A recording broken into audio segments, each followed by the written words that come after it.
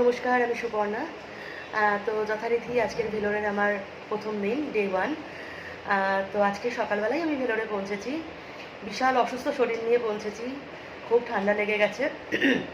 আর একটু আগে আমি গেছিলাম সিএমসি হসপিটালে, কিছু বিল পেমেন্ট করার ছিল। কালকে অনেক টেস্ট রয়েছে আমার, যেহেতু 2 দিন পর ডাক্তার দেখবে, কালকে কিছু টেস্ট আমার কমপ্লিট করে নিতে হবে। সেই বিল পেমেন্ট করার জন্যই গেছিলাম। আর ঠিকমতো কালকে থেকে খাওয়া ছিল না। ফেরার পথে এখানে যেটা পাওয়া যায় অবভিয়াসলি ইডলি কিনে নিয়ে চলে এসেছি।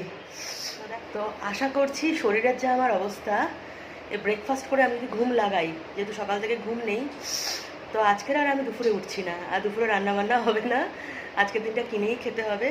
আর এটা খেয়ে আমি টানা ঘুম দেবো। আমি ভীষণ অসুস্থ ফিল করছি, মানে এত শরীরটা খারাপ হয়ে গেছে, আমি মানে কি বলবো। কালকের প্রচুর টেস্ট আছে, জানি না এই সর্দি কাশি নিয়ে ওরা টেস্টগুলো করতে চাইবে কি না, সব কিছু নিয়ে একটা চিন্তায় পড়ে গেছি। তো একটু খেয়ে দিই। সাম্বার, ইডলি আর একটা রেড কালারের স্পাইসি চাটনি দিয়েছে।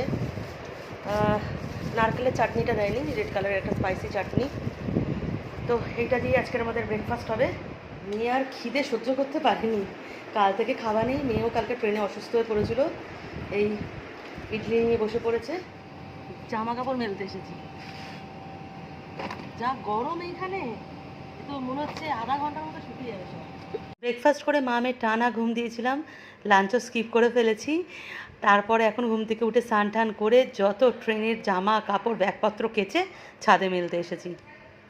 এই বাবা, তোর হ্যান্ডব্যাগটা এত সুন্দর হয়েছে তো, চ, কোনো কাজের না, শুধু মাস্টারি করে যাচ্ছে। সন্ধ্যাবেলায় মেয়ে দুজনে একটু বাজার টাজার করে নিয়ে চলে এসেছি। আর এখন মেখে নিচ্ছি মুড়ি, আলু সিদ্ধ, শসা, টমেটো, ছোলা, পেঁয়াজ দিয়ে একটা মশলাও বানিয়ে এনেছিলাম ঘর থেকে, সব দিয়ে চানাচুর দিয়ে জমিয়ে মুড়ি মাখা। ডিনারে খিচুড়ি আর পাঁপড় ভাজা।